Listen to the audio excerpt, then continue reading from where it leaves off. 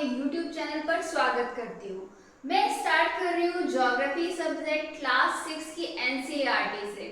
Class 6 NCERT का पहला chapter जो है अर्थ इन आवर सोलर सिस्टम, उससे हम शुरुआत करेंगे। हम ज्योग्राफी सब्जेक्ट की शुरुआत कर रहे हैं तो पहले जान लेते हैं ज्योग्राफी शब्द के बारे में। ज्योग्राफी दो शब्दों से मिलकर बना है, जियो प्लस ग्राफी। जियो का मतलब होता है भू यानी कि पृथ्वी और ग्राफी मतलब राइटिंग्स यानी नॉलेज। तो पृथ्वी के बारे में जानकारी हम ज्योग्राफी में पढ़ते हैं। यानी ज्योग्राफी जो पूरा सब्जेक्ट है मेनली अर्थ को लेकर बाउंड है, अर्थ जो कि हमारा घर है। तो हम अपने घर के बारे में पढ़ेंगे, लेकिन हमें उससे पहले ये पता होना चाहिए कि हमारा घर है कहाँ पे, उसकी पोजीशन कहाँ पर है। तो शुरुआत करेंगे पूरे यूनिवर्स से, एकदम स्टार्टिंग पर जाएंगे हम लोग। समय की शुरुआत जहाँ से होती है वहां पर जाएंगे। अगर कोई आपसे कहे कि ये बात 1 खरब साल पहले की है, या कोई कहे कि पृथ्वी पे 1 खरब साल पहले ऐसा ऐसा हुआ था, तो आप उससे कहिएगा कि 1 खरब साल पहले का कोई समय ही नहीं था। समय की शुरुआत होती है 13.8 अरब साल पहले, 13.8 बिलियन ईयर्स अगो।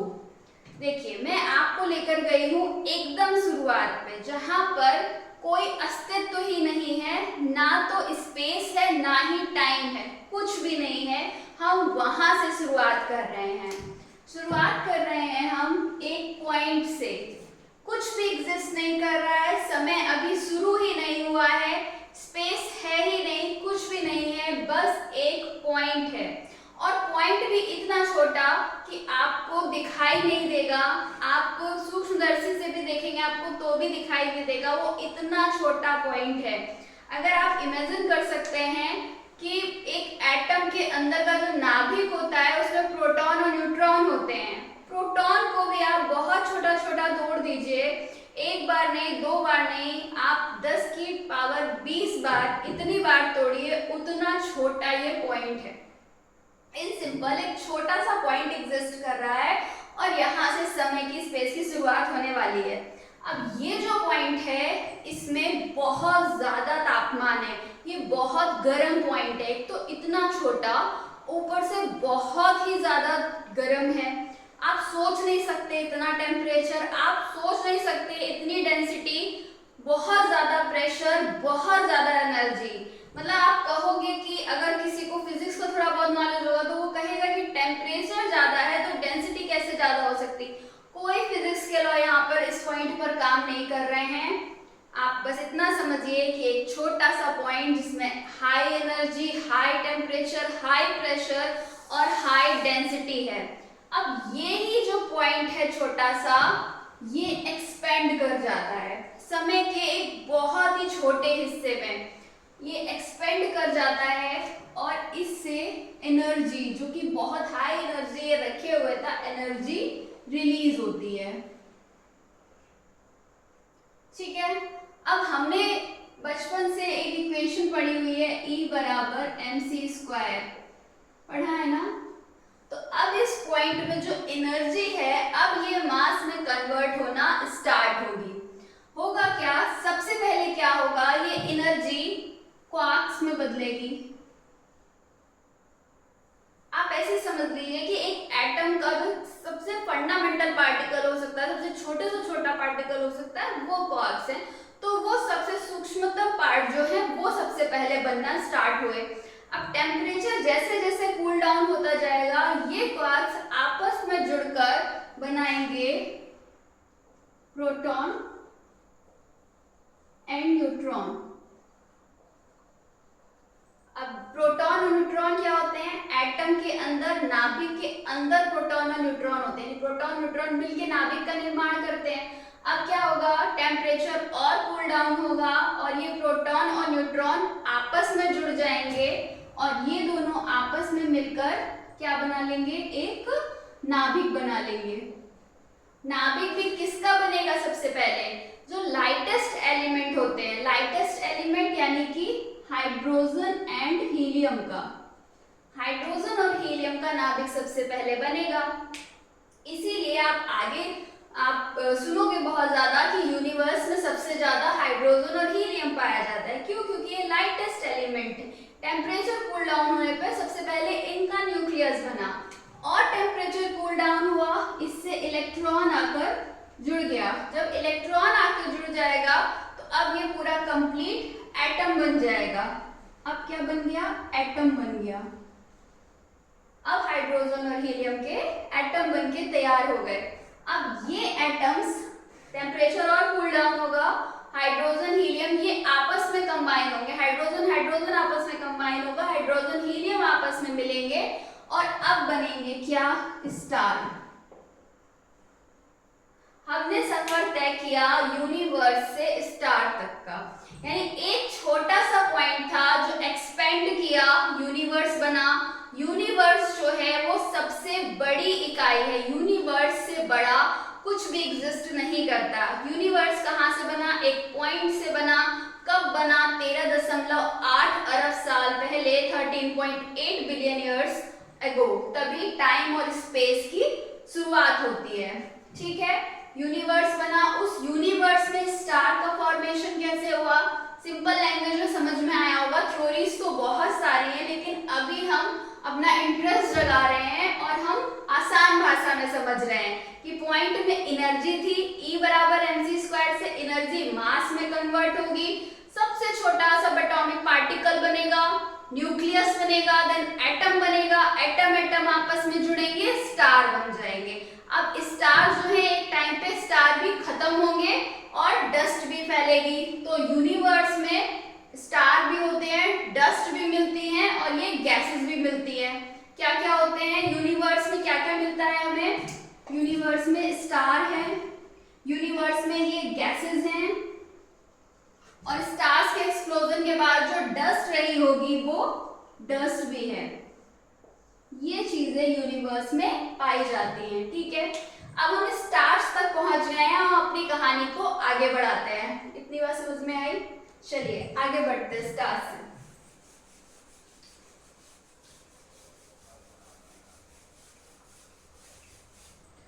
आपको पता है कि अभी तक में आप बिग बैंग थ्योरी को समझ चुके हैं, जो बहुत कठिन बताई जाती है, महाविस्फोटक सिद्धांत। वो बस इतना ही है कि एक छोटा सा पॉइंट था जिसको सिंगुलैरिटी बोला गया और वही एक्सपैंड कर गया और यूनिवर्स बन गया। बस इतनी सी बिग बैंग थ्योरी है। हम पहुंच चुके हैं स्टार्स तक, स्टार्स का फॉर्मेशन हो चुका है। अब ये जो स्टार जो हमें आसमान में दिखते हैं, ये जब मिलते हैं आपस में, अब चूंकि स्टार्स हैं तो इनमें क्या होगा? इनमें आपस में ग्रेविटेशनल फोर्स लगेगा, तो ये ग्रेविटेशनल फोर्स से आपस में एक दूसरे से बंध जाते हैं। तो जब ये आपस में एक दूसरे से बंधते हैं तो गैलेक्सी फॉर्म करते हैं।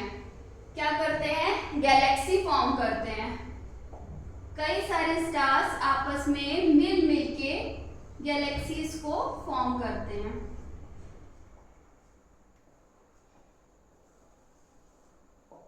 गैलेक्सीज के बहुत सारे आकार होते हैं। ठीक है, जो हमारी गैलेक्सी जिसमें हम रह रहे हैं वो सर्किल आकार है, स्पाइरल गैलेक्सी। इस तरीके से बहुत सारी गैलेक्सीज बनती हैं। जो स्टार्स हैं वो ग्रेविटेशन से बन गए और उन्होंने गैलेक्सी का फॉर्मेशन किया। ठीक है, और जो गैलेक्सीज हैं वो भी आपस में बनती हैं।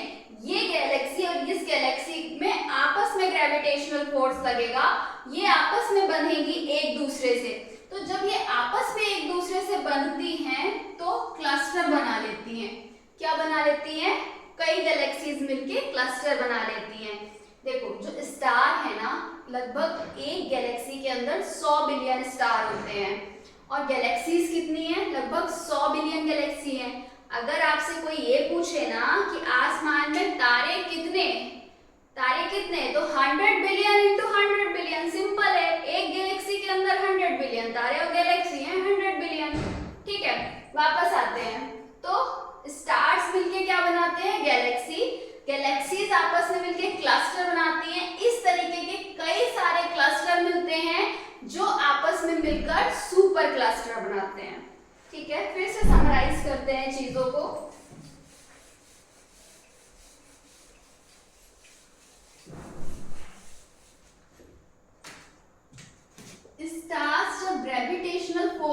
बंधते हैं तो गैलेक्सी को फॉर्म करते हैं, और गैलेक्सीज जब ग्रेविटेशनल फोर्स में बंधती हैं तो क्लस्टर को फॉर्म करती हैं, और क्लस्टर ग्रेविटेशनल फोर्स में बंधते हैं तो ये फॉर्म करते हैं सुपर क्लस्टर को। जो सुपर क्लस्टर है ना, ये लार्जेस्ट नोन स्ट्रक्चर है यूनिवर्स का। यूनिवर्स तो सबसे बड़ी इकाई है, इससे ऊपर कुछ नहीं है, और यूनिवर्स में भी हम सबसे बड़े स्ट्रक्चर की बात करें जिसे हम स्टडी कर सकते हैं तो वो क्या है, सुपर क्लस्टर है। सुपर क्लस्टर किससे मिलकर बना है, क्लस्टर से मिलकर बना है। क्लस्टर किससे मिलकर बना है, गैलेक्सी से मिलकर बना है। गैलेक्सी किससे मिलकर बनी है, स्टार से मिलकर बनी है। ठीक है, इन्हीं स्टार में से एक स्टार है हमारा सूरज, सूर्य देवता, सन। हमारा स्टार कौन सा है, सन। ठीक है, हमारी गैलेक्सी कौन सी है, मिल्की वे है, जो कि स्पाइरल है। हमारा क्लस्टर कौन सा है, वर्गो है, और हमारा जो सुपर क्लस्टर है वो लाइनाकिया है, लाइनाकिया। एक हवाईयन नेम है, बड़ा अजीब सा, लाइनाकिया, जिसका मतलब होता है ओपन स्काई। तो सुपर क्लस्टर क्या है, सबसे बड़ा स्ट्रक्चर है ओपन स्काई, तो इसलिए इसका नाम लाइनाकिया रखा गया है। क्लस्टर हमारा वर्गो है, गैलेक्सी हमारी मिल्की वे है, स्टार जो है हमारा सन। यहीं पे हम एक टर्म को और समझ लेते हैं स्टार से रिलेटेड, कॉन्स्टेलेशन को।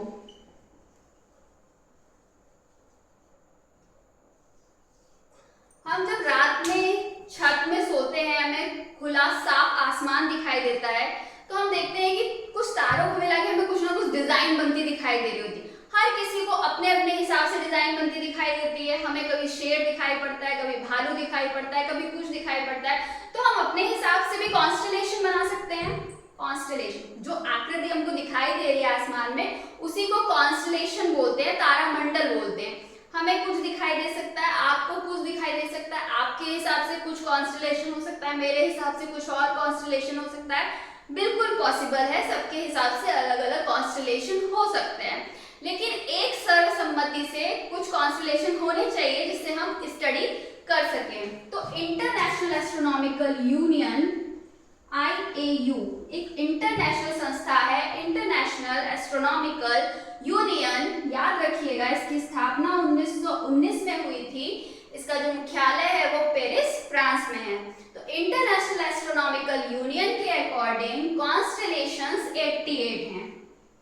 आसमान में कॉन्स्टेलेशन कितने हैं, यानी तारों के जो पैटर्न है, जो तारे कुछ ना कुछ स्ट्रक्चर बना रहे हैं, कुछ मीनिंगफुल, वो क्या होते हैं, कॉन्स्टेलेशन होते हैं। वो 88 हैं। इसी में हमारे नक्षत्र आते हैं। बोलते हैं ना कि ये इस नक्षत्र में पैदा हुए, उसको कॉन्स्टेलेशन ही बता रहे होते हैं सूर्य की दिशा को देखकर, कि जब इंसान पैदा हुआ तो उस समय सूर्य किस नक्षत्र में था, यानी सूर्य के सामने कौन सा तारामंडल पड़ रहा था, कौन सा कॉन्स्टेलेशन पड़ रहा था। इन चीजों को हम समझेंगे कि कैसे सूर्य के सामने पड़ रहा था, समझ में आएंगे। फिलहाल हमें ये समझना है what is constellation. Constellation is pattern of star, meaningful pattern of star, and IAU के अकॉर्डिंग ये 88 होते हैं। इसी में हमारे 12 नक्षत्र भी आते हैं। कॉन्स्टेलेशन हमें समझ में आ गया। एक टर्म हम और बहुत ज्यादा यूज करेंगे, सेलेस्टियल बॉडीज। इनको भी समझ लेते हैं कि सेलेस्टियल बॉडीज क्या होती हैं। तो आप छत पे लेटिए और रात में और आसमान की तरफ देखिए, आपको जो कुछ भी आसमान में दिखाई दे रहा है ना, वो सब सेलेस्टियल बॉडीज हैं। ठीक है, अब कोई मेरे से ये बोलेगा कि मुझे ना एक सैटेलाइट आती हुई दिखाई दे रही है, या कोई बोलेगा कि मुझे एरोप्लेन निकलता हुआ दिखाई दे रहा है, तो ये भी सेलेस्टियल बॉडी है। तो मैं उनको बोलूंगी कि जो भी नेचुरल ऑब्जेक्ट हैं जो आपको रात में ऊपर दिखाई दे रहे हैं, वो सेलेस्टियल बॉडीज है, जो भी नेचुरल ऑब्जेक्ट हैं। अच्छा, फिर कोई मेरे पास आएगा और बोलेगा कि मुझे चिड़िया दिखाई दी है, ये भी सेलेस्टियल बॉडी है। तो मैं उनको बोलूंगी all the natural object outside the atmosphere of the earth is known as celestial bodies.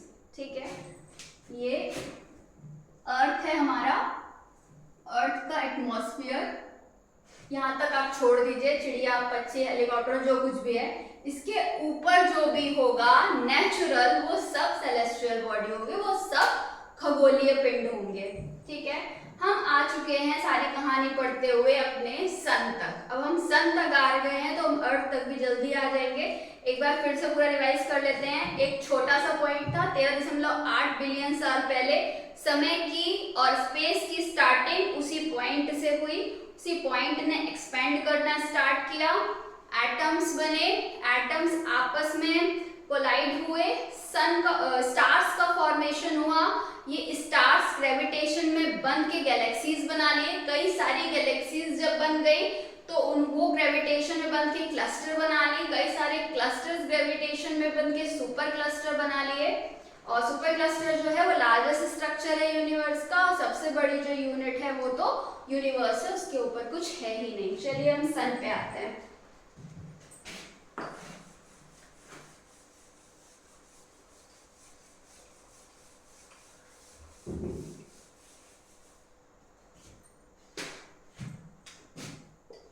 ये है हमारा सन, ये है सन। पूरा नहीं बनाया, आधा ही बनाया। ठीक है, तो सन क्या है? स्टार है। स्टार क्या है बताया, हाइड्रोजन हीलियम एटम्स आपस में मिले तो उससे फॉर्मेशन हुआ स्टार्स का। उसी तरीके से सन का भी फॉर्मेशन हुआ, सन भी एक स्टार ही है। इसमें होता क्या है, ये तो समझ में आया कि है तो गैसेस ही, और कुछ नहीं है, कोई रॉकी सरफेस नहीं है यहाँ पे जो आप सोचो कि सन पे जाके आप लैंड कर जाओ, गैसेस ही हैं। ठीक, हाइड्रोजन जो है वो कन्वर्ट हो रही है हीलियम में, नाभिकीय संलयन की प्रक्रिया हो रही है, हाइड्रोजन हीलियम में कन्वर्ट हो रही है, जिससे लाइट और एनर्जी एमिट हो रही है। हाइड्रोजन जब हीलियम में कन्वर्ट हो रही है तो जो मास है इसका वो कुछ ना कुछ कम हो रहा है। अगेन हम लगाएंगे E बराबर mc²। अभी क्या हो रहा है, मास गायब हो रहा है, तो मास गायब हो रहा है तो क्या मिलेगी, एनर्जी। उसमें समझा था, एनर्जी गई थी, मास मिला था, यानी energy can be converted into mass and mass can be converted into energy. तो इस केस में क्या हो रहा है, मास जा रहा है, एनर्जी मिलेगी।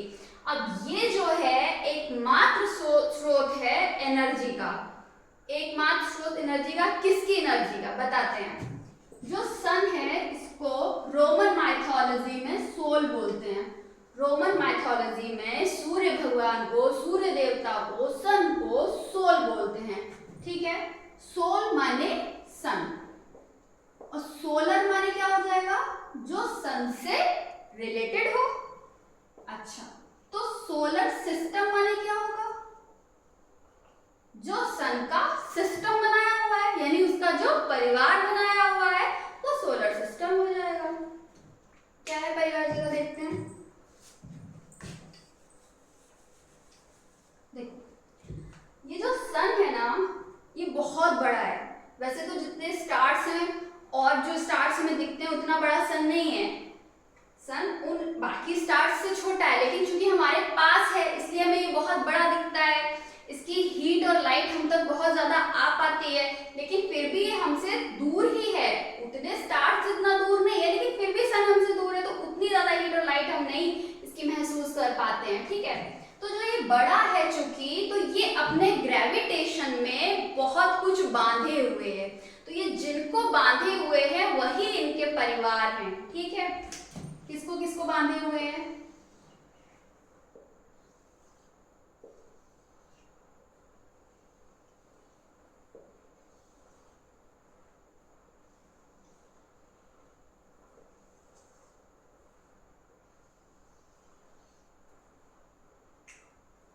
बोर्ड उसके आगे जा रहा है कि नहीं।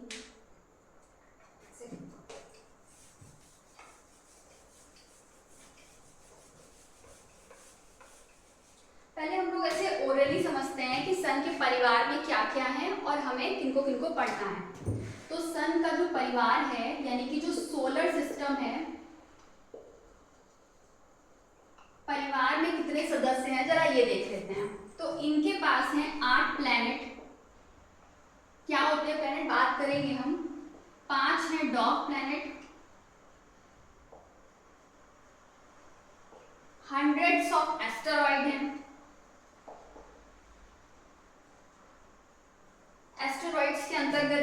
मीटियोरॉइड टर्म आ जाता है जिसको हम डिफाइन कर लेंगे, मीटियोरॉइड समझ लेंगे, इसी से हम मीटियोर समझ लेंगे क्या होता है, इसी से हम समझ लेंगे मीटियोराइट क्या होता है, उसी के अंतर्गत आ जाएगा। इसके अलावा कॉमेट्स होते हैं, ये फैमिली होती है सोलर सिस्टम की, यही हमको पढ़नी है। थ्योरेटिकल पार्ट पढ़ लेते हैं, फिर हम लोग बना लेंगे क्या है मैपिंग उसकी, ठीक है। तो प्लैनेट्स क्या होते हैं पहले तो हम ये समझते हैं। अगेन पिक्चर में आएगा इंटरनेशनल एस्ट्रोनॉमिकल यूनियन IAU, जिसकी स्थापना 1919 में हुई थी, मुख्यालय पेरिस फ्रांस में है।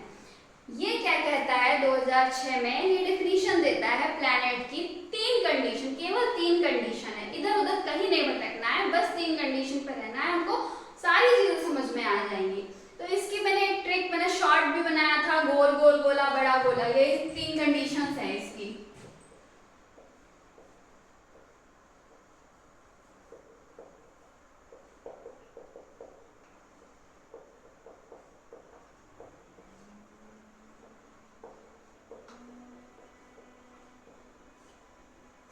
ठीक है, बहुत बढ़िया ट्रिक है, मैं पेटेंट कराने वाली हूँ। गोल गोल गोला बड़ा गोला, ठीक है। प्लैनेट वो होंगे जो सन, जो मुखिया है पूरी फैमिली का, उसके चारों ओर चक्कर लगाने चाहिए, ठीक है। उनका एक अपना ऑर्बिट हो, उस ऑर्बिट में सन के अराउंड वो घूम रहे हो, घूमते ही रहें घूमते ही रहें घूमते रहें, कभी थके ना, वो होंगे प्लैनेट जो गोल गोल घूमे सन के अराउंड। दूसरी क्या कंडीशन है, गोला, यानी कि वो इतने बड़े हों, इतना उनका मास हो कि उनका शेप स्फीयर का हो गया हो, गोल हो गए हो, क्योंकि जब बहुत ज्यादा बड़े होंगे तो क्या होगा, हर डायरेक्शन में सेम फोर्स लगेगा ना, तो वो गोल गोल नहीं हो जाएंगे। तो गोल गोल गोला, इतने बड़े हो कि शेप स्फीयर हो, ठीक है। फिर बड़ा गोला, वो इतने ज्यादा बड़े हों कि वो जिस ऑर्बिट में चक्कर लगा रहे हैं, जो उनका रास्ता है, उसमें कोई उनको छेड़ ना पाए, कोई परेशान ना कर पाए, वो अपना चक्कर स्मूथली लगा ले। ऐसा ना हो कि कोई ऐसा आए जो उसको टक्कर दे दे और अपना घूमने लगे या उसको कहीं और फेंक दे जाके। इतना स्टेबल वो होना चाहिए, इतना उसका मास और ग्रेविटेशन होना चाहिए कि उसको कोई डिस्टरबेंस नहीं होना चाहिए, कोई और ऐसा नहीं है कि ऑर्बिट एकदम ही खाली होगा। क्लियर, तो थर्ड पॉइंट में लिखा रहता है कि ऑर्बिट क्लियर होना चाहिए। ऑर्बिट क्लियर होने का मतलब ये नहीं है कि और रास्ते में कोई है ही नहीं, रास्ते में बहुत कुछ है, लेकिन हम इतने बड़े हैं कि हमें कोई डिस्टर्ब नहीं कर पाएगा, हम चल रहे हैं तो हम चलते रहेंगे, हमारे अंदर इतनी ताकत है। ये होता है क्लियर द ऑर्बिट का मतलब, ठीक है। गोल गोल गोला बड़ा गोला, समझ में आ गई ना, सब कुछ समझ आएगा इन्हीं 3 पॉइंट के अंदर, ठीक। अब डॉग प्लैनेट के साथ क्या चक्कर होता है कि जो डॉग प्लैनेट होंगे, ये भी जो मुखिया है उसके चारों ओर घूमेंगे गोल गोल, और ये इतने बड़े तो हैं, यानी पहली कंडीशन को फॉलो कर रहे हैं, दूसरी कंडीशन को भी ये फॉलो कर रहे हैं, क्योंकि ये इतने बड़े हैं कि इन्होंने गोल शेप ले रखा है इनके पास गोल शेप। तीसरा पॉइंट है कि इनके क्लियर द ऑर्बिट, ऑर्बिट में कोई इनको डिस्टर्ब ना करे। तो ये तीसरी कंडीशन को सेटिस्फाई नहीं कर पाते हैं, क्योंकि इनके ऑर्बिट में और भी ऑब्जेक्ट्स हैं जो लगभग इनके बराबर हैं, जो इनको आगे चलकर लॉन्ग टाइम में इनके पाथ को डेविएट कर सकते हैं, इनको डिस्टर्ब कर सकते हैं, ठीक है। तो ये तीसरी कंडीशन को सेटिस्फाई ना करने की वजह से इनको डॉग प्लैनेट बोल दिया गया। 3 कंडीशन फॉलो कर रहे हो तो प्लैनेट, 2 कंडीशन फॉलो कर रहे हो तो डॉग प्लैनेट, और केवल एक फॉलो कर रहे हो तो एस्टेरॉइड। देख लो जरा, एस्टेरॉइड जो होते हैं वो भी सन के अराउंड चक्कर लगाते हैं, लेकिन वो इतने बड़े नहीं होते हैं कि वो गोल शेप ले पाए, उनका ऐसा उल्टा सीधा शेप होता है, ऐसे ऐसे हो पाओ, ऐसे हो, पत्थर का टुकड़ा, बहुत विशाल पत्थर का टुकड़ा, ठीक है। तो वो एस्टेरॉइड्स होते हैं, छोटे भी हो सकते हैं, 10 किलोमीटर से लेकर 1000 किलोमीटर तक हो सकते हैं, वो एस्टेरॉइड्स होते हैं। समान है ना तीनों चीजें, ठीक है। अब इसी के अंतर्गत मेटियोराइट, मेटियोरो, मेटियोराइट आते हैं, इनको भी हम यहीं के यहीं निपटा देते हैं, ठीक।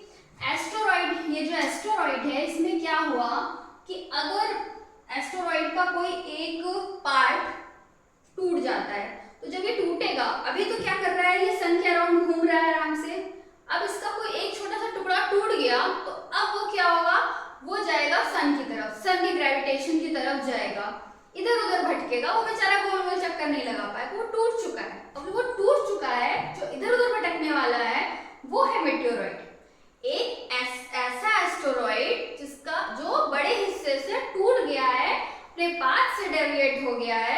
अब या तो सन की ग्रेविटी की तरफ जा रहा है या बीच में कोई बड़ा ऑब्जेक्ट मिल रहा है जिसकी ग्रेविटी की तरफ भागा चला जा रहा है, वो है मेटेओराइट। ठीक, अब अगर समहाउ ये एस्टेरॉइड जो टूटा हुआ है ये समहाउ अर्थ के ग्रेविटेशन में चला आए, कैसे आएंगे वो उस पर हम डिस्कस करेंगे आगे। तो समहाउ अगर ये आ जाए अर्थ के ग्रेविटेशन में, अर्थ के एटमॉस्फेयर में, तो अर्थ का एटमॉस्फेयर जो है वो हमको सेव करता है, हमारा एटमॉस्फेयर। जब ये मेटेओरॉइड आएगा ना तो जो हमारा वायुमंडल है उससे इसका घर्षण होगा, फ्रिक्शन होगा और ये मेटेओरॉइड पूरा वहीं के वहीं जल जाएगा। जब ये जल रहा होगा इसको हम बोलेंगे मीटियोर। हम सेफ हैं, कोई दिक्कत नहीं, आ जाओ हमारा वायुमंडल देख लेगा आपको।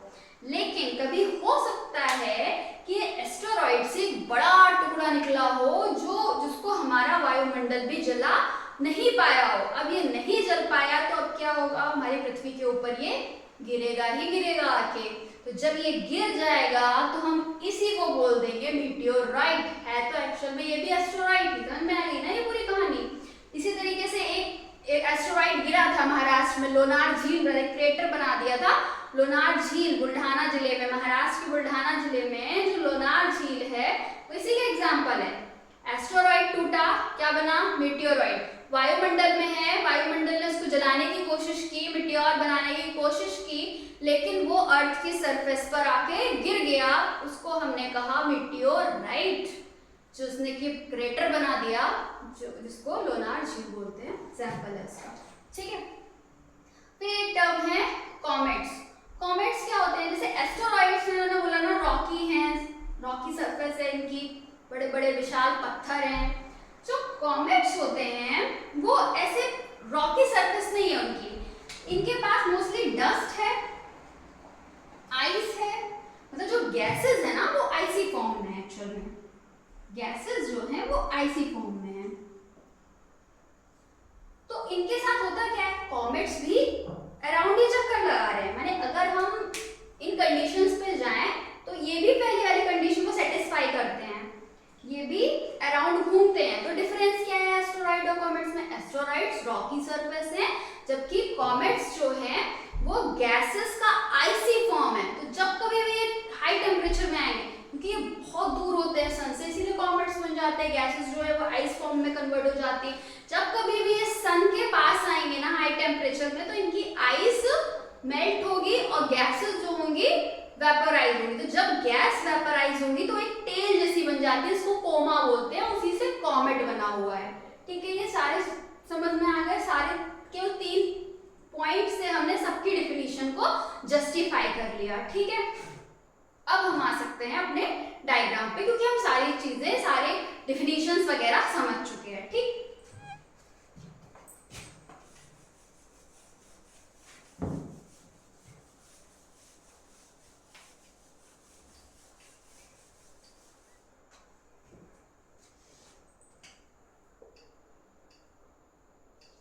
छोटा छोटा बनाते हैं। ये है सन हमारा, सन से सबसे पास में है प्लैनेट एक मरकरी, कौन सा, मरकरी।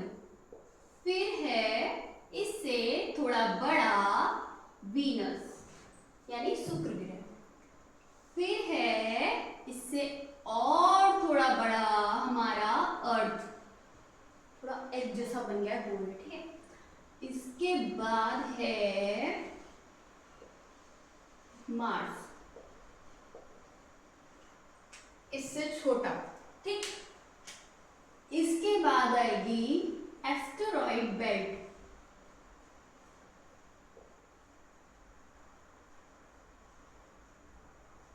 फिर आएगा जुपिटर। जुपिटर बहुत बड़ा है।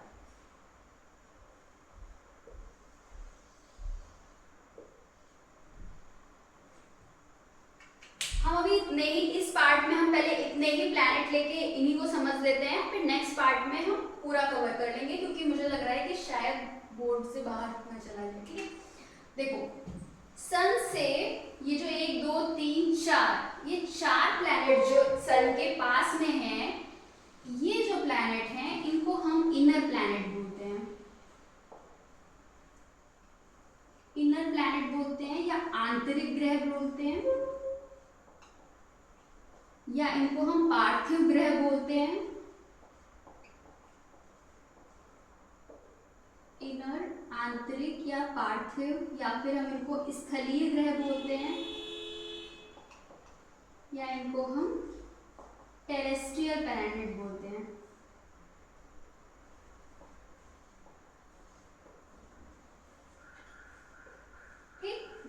बेल्ट से पहले पहले वाले जो प्लैनेट होंगे उनको आंतरिक ग्रह, इनर प्लैनेट, टेरेस्ट्रियल प्लैनेट, स्थलीय ग्रह बोलेंगे या पार्थिव ग्रह। ऐसा क्यों बोलते हैं? देखो, इनर और आंतरिक क्यों बोल रहे हैं? क्योंकि पहले हैं। उधर के जो होंगे वो बाह्य होंगे, क्योंकि बाहरी होंगे, सन से दूर होंगे, इसलिए बाह्य ग्रह बोलेंगे।